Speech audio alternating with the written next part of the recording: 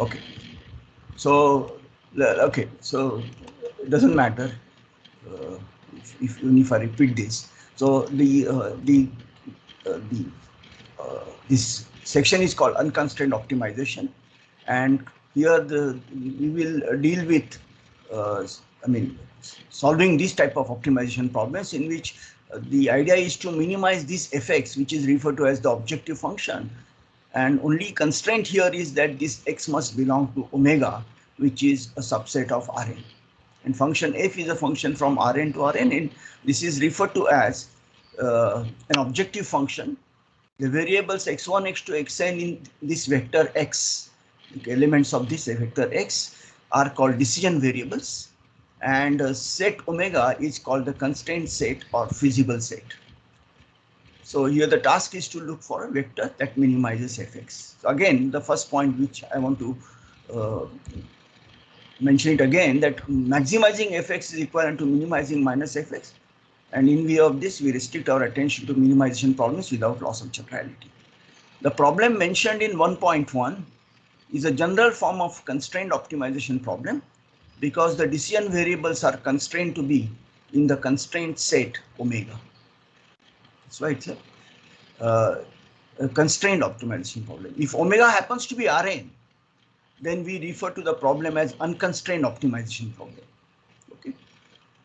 And the constraint x belonging to omega is called a set constraint, and the constraint set of the form omega, where you collect all x's belonging to, let's say, omega belong to Rn, such that hx is equal to 0 or gx is less than equal to 0, where g and h are given functions, then this omega, this constraint set, is referred to as the functional constraint. Now, let us go through a few basic definitions. So first definition is that of the local minimizer. So suppose that f is a function from Rn to R, and so of course, because it's a function from Rn to R, therefore it's a real valued function defined on some set omega which is contained in Rn. Now a point x star belonging to omega is a local minimizer of f over omega if there exists epsilon positive such that fx is greater than equal to fx star for all x belonging to omega, uh, where belonging to omega except omega x star. Okay, so x star is removed from this set, and for every other x, this x is a vector, every other x other than x star, if fx is greater than equal to fx star, and this is for every x which meets this condition, the distance between x and x star is less than epsilon, then the point x star is called a local minimizer. Okay, so in neighborhood of radius epsilon for every point other than x star, fx is greater than equal to fx star. Okay, so I hope that this definition is self-explanatory and is clear to you. Okay, so this is a local minimizer. I want to underline the word local. It's a local minimizer. Okay, so there is a neighborhood uh, around x star, and in that neighborhood, fx star is the smallest value that the function f takes. Okay, and hence it is a local minimizer. Then the global minimizer is the one in which, so x star is a global minimizer of f, of function f over omega, over this set, if fx is greater than equal to fx star for all x's belonging to omega uh, minus this element. Okay, so I think the definitions are quite self-explanatory. All right, so these are the things. If we replace greater than equal to with strictly greater than, then we have a strict local minimizer and a strict global minimizer respectively. Okay, so no explanation is required. Fine. All right. Now let me introduce this notation. You may have seen this definition before, notation before. So let f be a real valued function, and the notation argument minimum fx denotes the argument. So arg min fx, it denotes the argument that minimizes the function f, a point in the domain of f, assuming such a point is unique. Assuming that such a point is unique. Okay, so that's what this notation stands for. So for example, if f is a function from R to R and it is given by fx is equal to x plus 4 square, x plus 4 whole square plus 2, then the argument at which fx attains its, this function attains its minimum, that argument is equal to minus 4. So if you put x equal to minus 4, then the function attains value 2, attains value 2, and that is the smallest value that the function takes. For any other value of x, this is going to be greater than equal to, this is going to be greater than 2. Okay, so I hope this is understood. All right, so if you write argument mean fx where x is restricted to omega, then omega is taken as the domain of f. And for example, for the function, this function above, if you put a restriction that x must be non-negative, then the argument mean fx, the function, the coordinate x, the argument x, the one that minimizes this with this restriction is equal to 0. So this function, it does get minimized when x is equal to 0, when we restrict ourselves to non-negative arguments is greater than equal to 0. Okay, so in general we can think of this as the global minimizer of f over omega, assuming that it exists and is unique. Okay, so I think whatever is being discussed is mostly self-explanatory. I'm sure if you had read this, you would be able to make sense out of each of the statements here. Okay, but I'm trying to give you motivation. So we want to solve this problem. Okay, objective in this section is to solve this optimization problem. So we want to minimize this subject to this constraint where omega belongs to Rn. Okay. Omega is contained in Rn. Sorry, omega is properly contained in Rn. All right.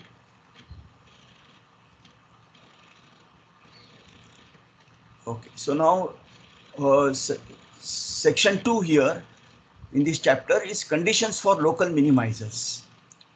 So in this section we derive conditions for a point x star to be a local minimizer. Okay. So we shall state theorems and we shall prove them. Okay, and for illustration's sake, I think I'll use some standard examples and illustrate the points that are being made by the statements of the theorem.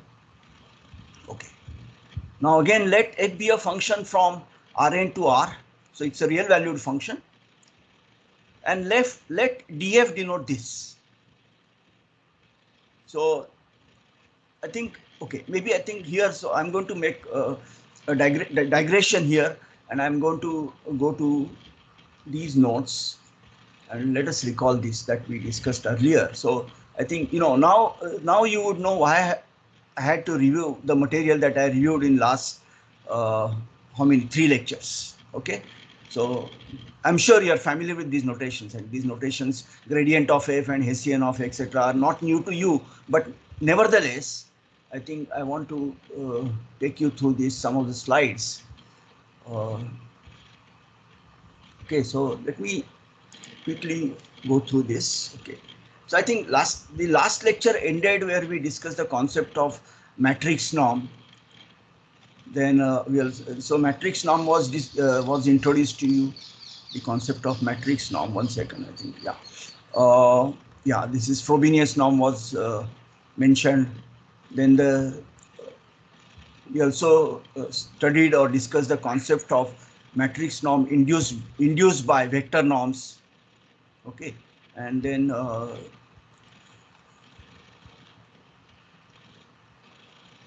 this result was stated and this was proved, and I have included the proof now.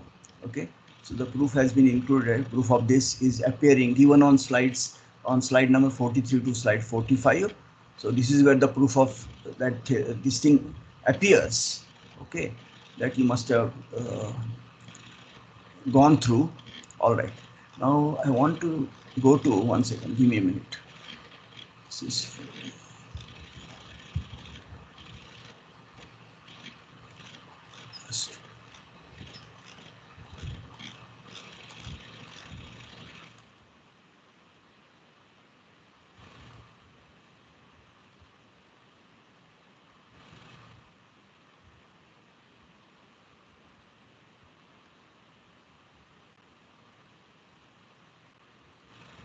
okay. I think again the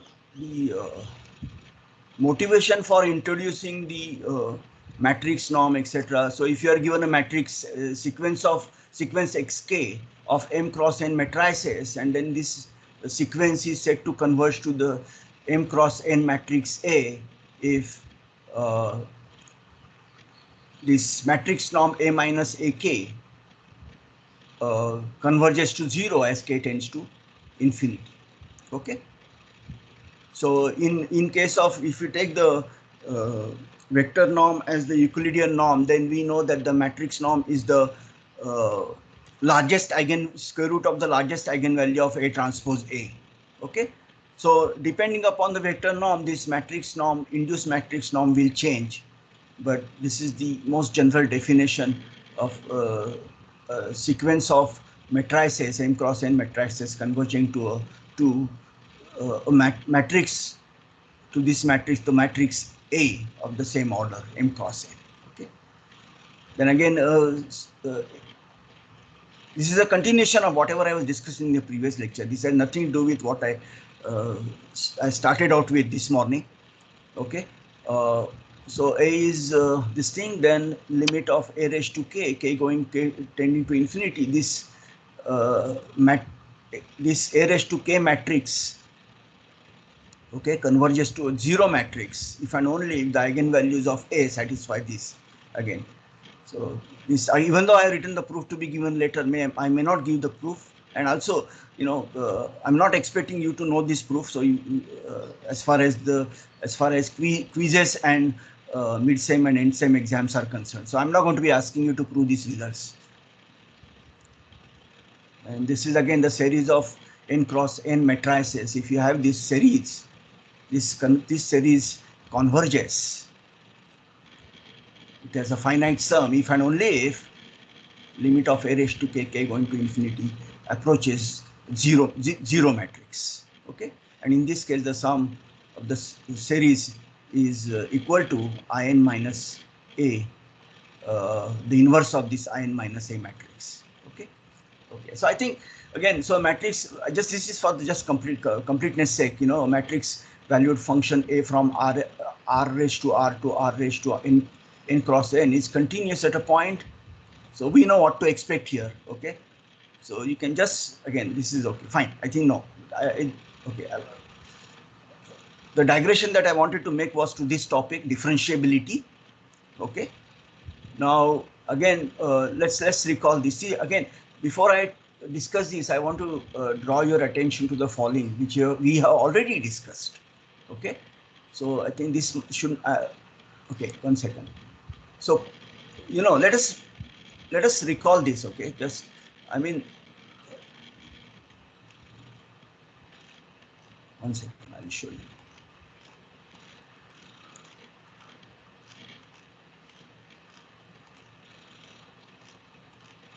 In a minute, it will become clear to you why I am bringing up this thing again. So differentiable functions of several variables.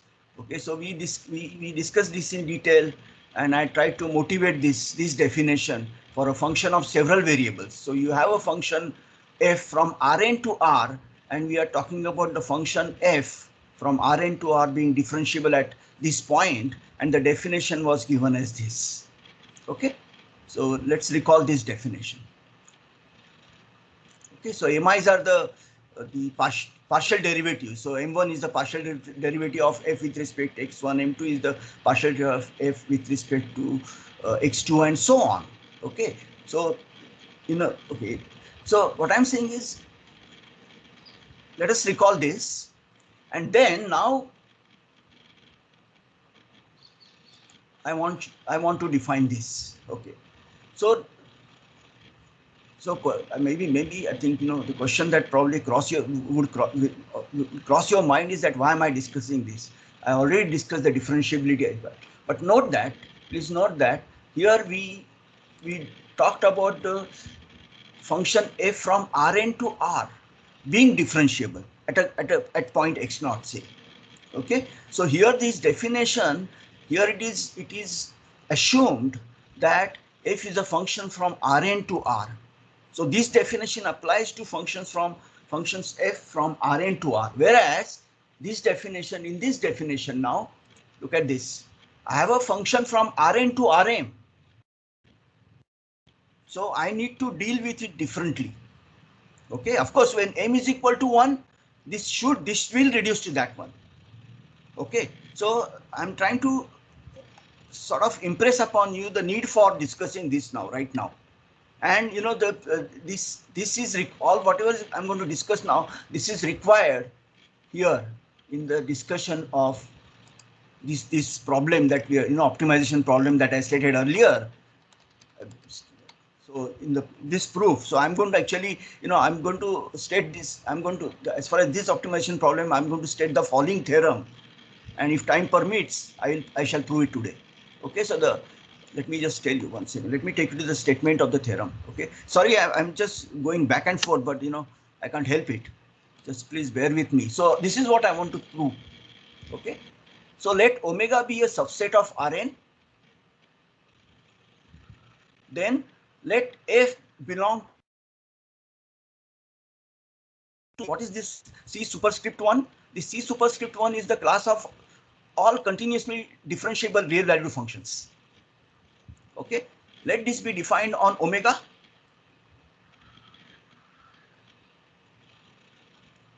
Okay, are you able to hear me? Yes, sir. Hello? Yes, sir. Yeah, right. Yes, I think I got a message saying that the I think network quality is poor. That's why I'm asking you. Okay, fine. So my objective today is to be able to state this and prove this. So what are we trying to prove here? So this is the first order necessary condition, and this is going to be abbreviated as FONC.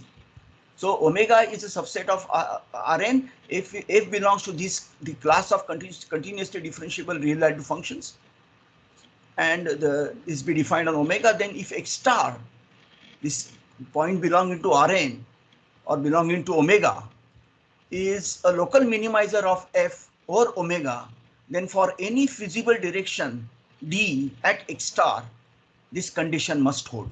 So this is a necessary condition. And that's what we want to prove. I have not told you what is meant by feasible direction yet, but I'll formally define this in a short while. Okay, so in order to do, if you look at the proof, there are many things that we'll be requiring, and so that is why I am required to go back to these slides. Okay, so let us look at this now. So a function a from Rn to Rm is okay. So a function a, script a, let's say, from Rn to Rm is affine if there exists a linear function script L from Rn to Rm and a vector y such that this affine function can be represented as sum of linear function plus a constant vector. Okay, and this representation is valid for every x belonging to Rn. Okay, and this I am further writing this as this being a linear function, I can always write it as b times x minus x naught. Okay, so we have seen the definition of linear function. Please go back to the notes. Okay, and then that allows me to write this as this, and v is a constant m cross n matrix. Okay, all right, so this is the definition of a function being affine. All right, so again, so I'm going to introduce this concept, elaborate on this concept. So in R, an affine function has the form script ax is equal to ax plus b with ab being real numbers. Okay.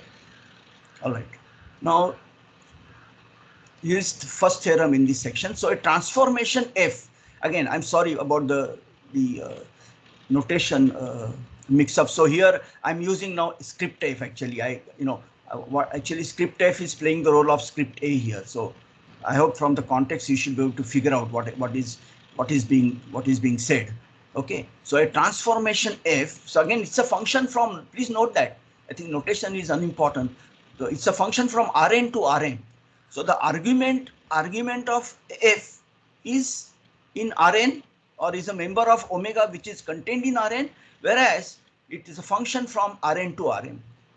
Okay, and a transformation defined in a neighborhood of x naught, which is n-dimensional, is differentiable at x naught. It is differentiable at x naught if and only if there is a constant m cross n matrix B such that this goes to 0. This limit of this quotient goes to 0. Limit of this quotient goes to 0. Now you can see now, again, when function f is a function, when this transformation is a function from Rn to R, you can verify that this reduces to this. Okay, so I'm just trying to make connection between the two. So I think some of you may find it confusing. This is here the function is from Rn to R, and whereas here we are dealing with functions which are from Rn to Rm. And so this is the definition of a transformation f being differentiable at this point x naught. This is the definition. And excuse me, sir. Yeah, please. Sir, sorry to interrupt. No, please go ahead. This capital F is from Rn to Rm. So the expression in the numerator is a vector in Rm, right? This is a vector in Rm, yes. Yeah, so we'll have to take the norm in the numerator because limit is a real number, right? So we'll have to take the norm. Yeah, sure. Yeah, right. Okay, I'm sorry. Yeah, we had to take the norm. Yes, yeah, we had to take the norm. You're absolutely right. Yes, yeah. So this is I will not call it as a typo. Yeah, but in writing, I think, yeah, sure. Yeah, thank you. Yeah, and here also x minus x naught. This is, I written it. It looks like absolute value, but again, it's a norm. The Euclidean norm of the vector x minus x naught. Yes, right. Thank you. Okay. So here we have this. Okay, I think maybe the confusion. So here we are dealing with the real valued function. That's why the norm doesn't appear here. Okay, and so here we have this. All right. Okay, I'll make the correction there. Okay. Now what is B here? So in this case, so if this holds, this limit exists, then B is given uniquely by this. Okay. So B is given by, so there are m elements. So it's a function from Rn to Rm. So you take the derivative of f1 with respect to x1, partial derivative of f1 with respect to x1, then partial derivative of f1 with respect to x2, and so on. And this is what it is. Okay. All right. So this is the first column is the derivative of the elements of fx with respect to x1, and then that each of the partial derivatives being evaluated at x0. Here in the second column is the partial derivative of elements of fx with respect to x2, and those respective partial derivatives being evaluated at x0 and so on. Okay, so that's how the matrix B is formed. Okay, so we know now what B is, how B looks like. And so here, of course, again, I'm just emphasizing the fact that f is a function from Rn to Rm. And now this is for you to study the proof, just in case. If you know it, that's fine. If you don't know it, and if you want to familiarize yourself with the notations, etc., then maybe it is worth going through the proof. Okay, and the theorem says that if f is differentiable at x0, then it can be well approximated by an affine transformation. That's what it says. Okay, so this again, idea, this concept is being illustrated using this example. So the components of the transformation affects this. So this is here, look at this. Here it's a function from R3 to R3. Okay. Function, f is here, n is equal to 3, m is equal. It's a function from R3 to R3, and x0 is chosen to be equal to, this x0 is chosen to be equal to 0.102, and evaluating the partial derivatives of the components yields. So again, evaluating b, so taking the partial derivative of, this element with respect to x, then f1 with respect to x, f2 with respect to x, f3 with respect to x, and evaluating those partial derivatives. This will give the first column, differentiating this with respect to y, this with respect to y, this with respect to y, evaluating those partial derivatives. This will give you the second column, and so on. Okay, and essentially this is what you will get. So b is this, and therefore theorem 13.1 implies that the affine transformation Ax, again pardon me about this notation, is fx is b times x minus x naught plus fx naught. Okay, so y is y is actually fx naught, and here this should be capital Fx. Okay, but I hope that despite this the notation is clear. And again, I am supposed to be using norm here. I shall do that. Satisfies this. Okay, so I hope that the notation and basic concept is understood.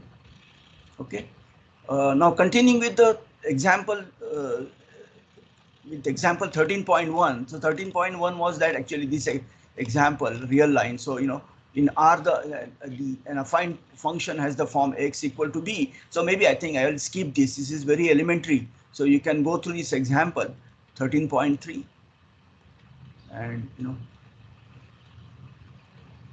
can find out this represents. So if capital Fx is this is my b now. Okay, and this affine function is tangent to f at x naught. Okay. Now there are few observations that need to be made. So the first observation is that the columns of the derivative matrix B, this is denoted by dfx naught. Okay, so this notation is also in use. So the columns of the derivative matrix are vectors of partial derivatives. Okay, and the vector dabba f dabba xj evaluate x naught is a tangent vector at x naught to the curve f obtained by varying only the z coordinate of x. Okay, so that is the first observation. So I think I have already elaborated on this.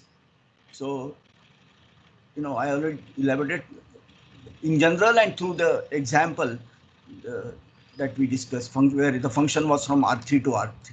So I have already done that.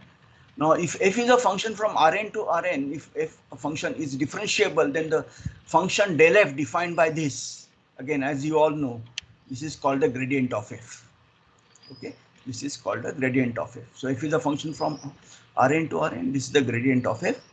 And given f from Rn to Rn, and if del f is differentiable, we say that the f is twice differentiable, and we write the derivative del f as this, and this is also denoted by d square f. This is also notation.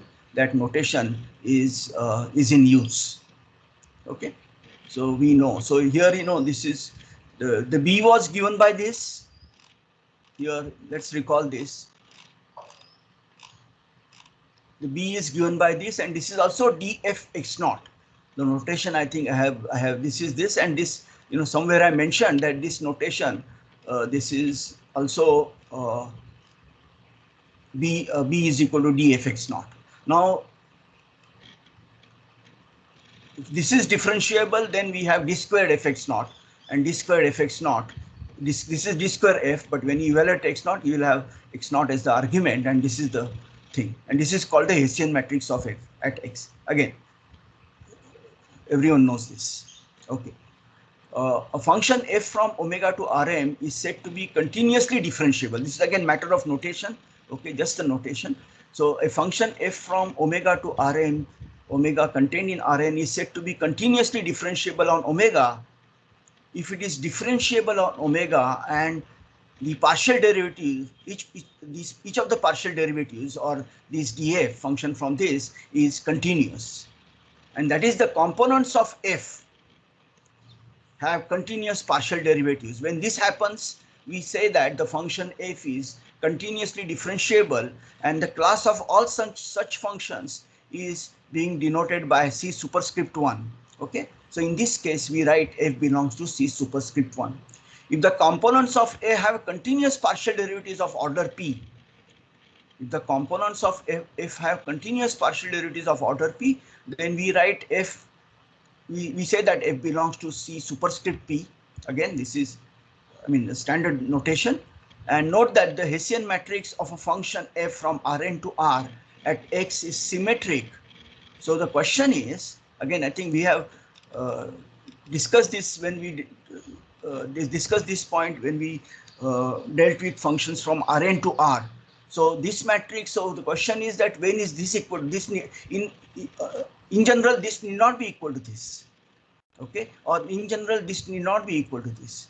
So the question is when is this symmetric? So when this ijth element is equal to jith element, when I is not equal to j of this matrix. That is the point that is being addressed.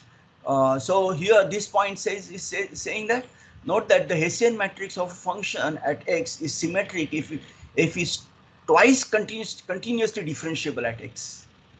Okay, now twice continuously differentiable in this sense. So we shall be using this terminology quite often. So I think that's why I thought, you know, I should mention it formally, and that's why I have included it here. Okay. Now the gradient vector is orthogonal to the tangent vector to an arbitrary smooth curve passing through x naught on the level set. So the level set is defined like this. You collect all those x's. Again, this x is supposed to be a vector here. I have not written this is the underline, this is missing. So x, collect all those such that fx is equal to fx. Now that is a level curve, level set. Okay. And this gradient vector is orthogonal to the tangent vector to an arbitrary smooth curve passing through x naught on the level set this. All right. Now another thing that we will require is this celebrated theorem, Taylor's theorem. Okay. So I'm just going to again I'm going to state the theorem. That's all. Okay. So assume that a function f is a function from R to R, and this function is m times continuously differentiable, that is f belongs to C superscript m on an open interval, on an interval AB, not a closed interval AB, denote h by b minus a, then we know this b is equal to all this quantity mentioned in the right hand side. Okay, b is equal to fa plus h1 over factorial f superscript bracket 1a plus h square over 2 factorial f superscript bracket 2a and so on. Okay, and this is the Taylor's formula where f superscript bracket I is the ith derivative of f and Rm represents the remainder term. Okay, and for with theta prime belong to 0, 1, and the proof is not given. That's it. I'm not even saying that, I'm leaving it as an exercise. Okay, so I'm sure you all know it very well. Now let me introduce some notations here. So let G be a real valued function defined in some neighborhood of this 0 vector with G of x not equal to 0 if x is not a 0 vector. Okay, let f be a function from omega to Rm, this where omega includes 0, this 0 vector. Then we write fx equal to big O of gx. Okay, again x is a vector, so fx is big O of gx. We write this to mean that the quotient norm of fx divided by absolute of gx, because g is assumed to be a real valued function, whereas this is the fx lies in Rm. So this quotient is bounded near 0. So if I look at this is bounded near 0. That is, there exists a number k, capital K, and delta such that if whenever this is smaller than delta, that is the radius is smaller than delta, okay, this is the distance from the origin, then this quotient is less than k. So this should be absolute value again, this typo there. Okay, this should be less than k. That is what is meant by fx is big O of gx. Again, I'm sure you are familiar with this. Then fx is small o of gx, and this means that this means this. So if I look at the quotient, and as x approaches 0 through values of omega, then this is equal to 0.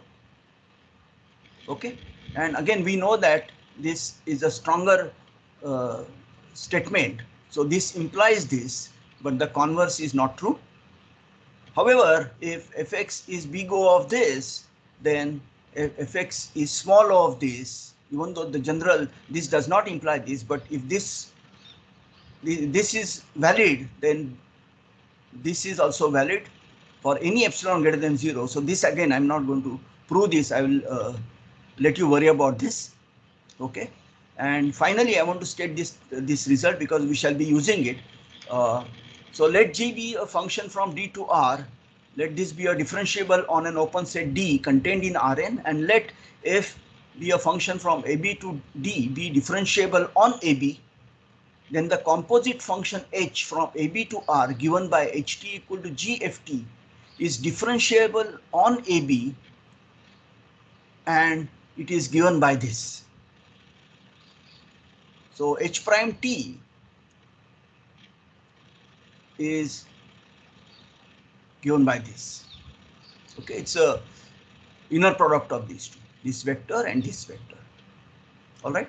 So this again, maybe notation, some of you may not be remembering all the notations, but I think again I have, so whenever I think you have some doubt about a particular concept being discussed in chapter 3 onwards, you can always fall back upon these note number 1 and note number 2. So you will find the basic stuff, the review material in note number 1 and note number 2. Okay.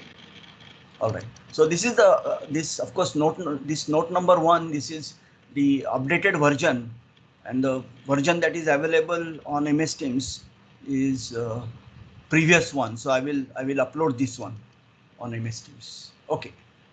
Any questions? So let us go back to whatever we were discussing. So I think, okay, so this is where we were, let's say. Okay, so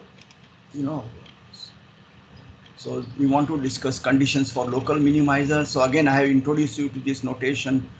df is this, then the gradient of f is nothing but the transpose of this vector, and this is the Hessian matrix again. Okay, so it's just simple example. This is, and the gradient is given by this, the Hessian matrix can be shown to be this, etc. So again, let me not spend time on this. Now let us talk about, okay, feasible direction, the concept of feasible direction. So a vector D belonging to Rn, where D is not a zero vector, is a feasible direction at x, at a given point x in omega, if there exists alpha naught positive such that this x plus alpha d is again contained in omega for every alpha, value of alpha in the interval from 0 to alpha naught. In the interval from 0 to alpha naught. Understand? So we are given a vector D, and this vector D in Rn is said to be a feasible direction.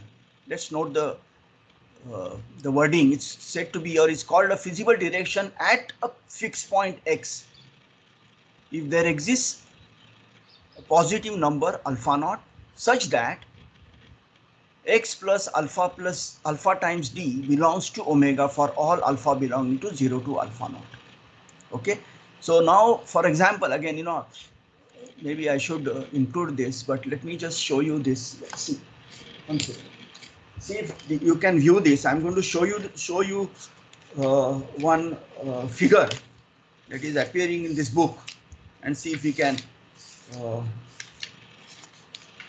understand this. Okay, so let me show it to you.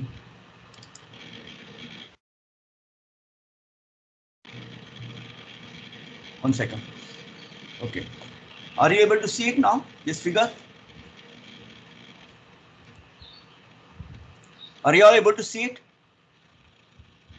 Hello? Sir, where have you held it? Can you move it above? More above. Can you take it closer to the screen, I guess? No, that's what I did initially. That's what I did. I think you can do it closer to webcam, the camera module at the top. Yeah, now we can see it. You can see it, right? Yeah. Yes, sir.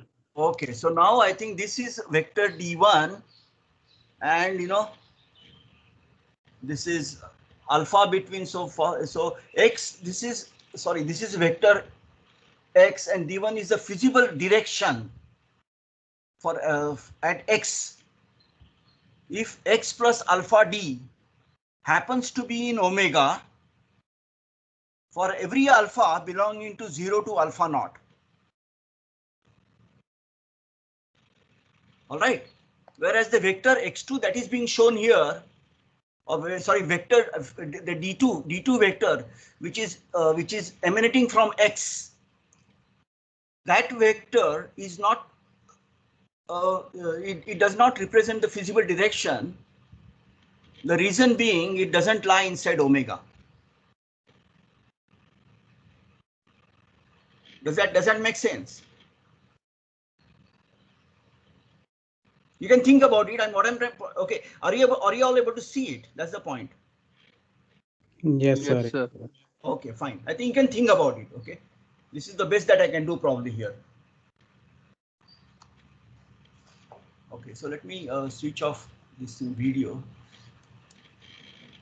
All right, so this is the concept of feasible direction. Now let us recall the following. Okay, so let f be a function from Rn to R, and let d be a feasible direction at x. The directional derivative of f in the direction of d, denoted by this, is the real valued function defined by this. Okay, so the directional derivative of f in the direction of d evaluated at x is given by this. So now, okay, let me just 1 second. I think this we have seen this before. I mean, this thing we have seen before. 1 second, please. Yeah, exactly. 1 second, not this one. Sorry, 1 second. Just give me a minute.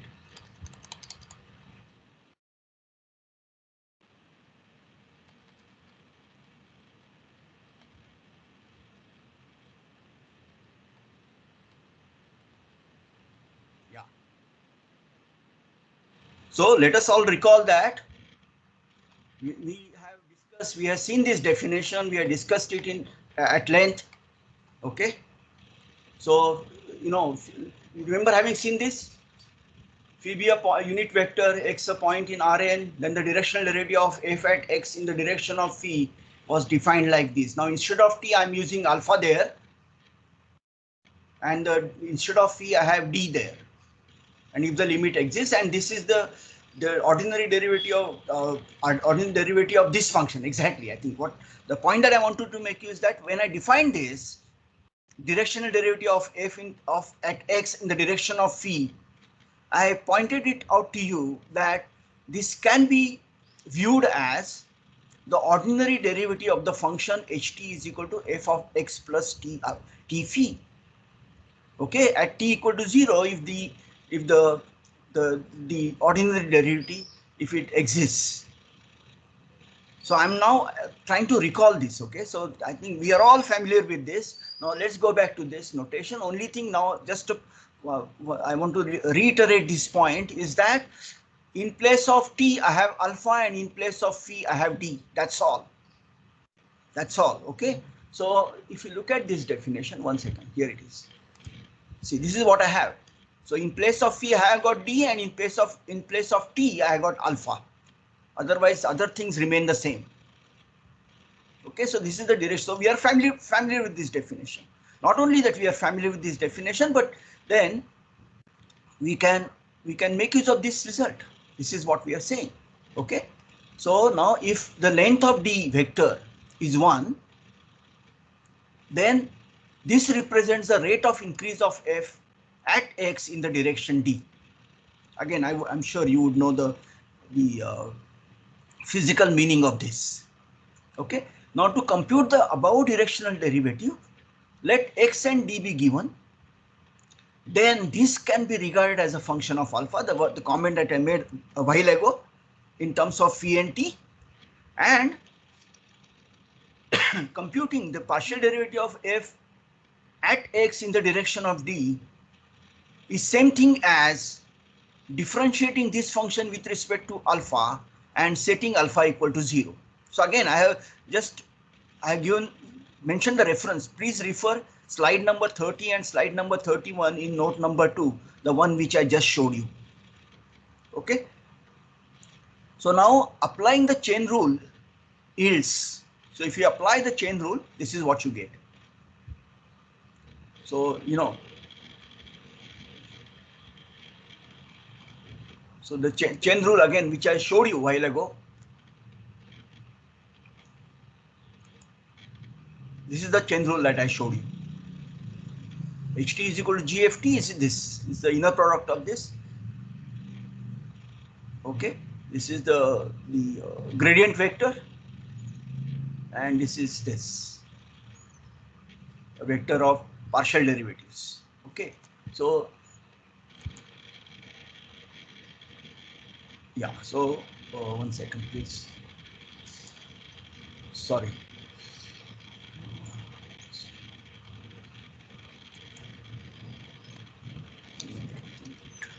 Yeah.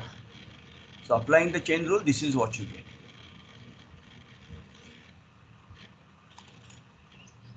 Okay. So I think I want to take short pause here because I want you to note this. So the taking the partial derivative of f with respect to a feasible direction d and this being evaluated at x amounts to taking the inner product of the gradient vector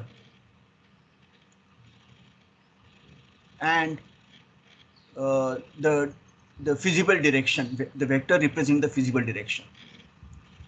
So this I want you to note it because this is going to come up in the proof of the theorem. So there it should not happen that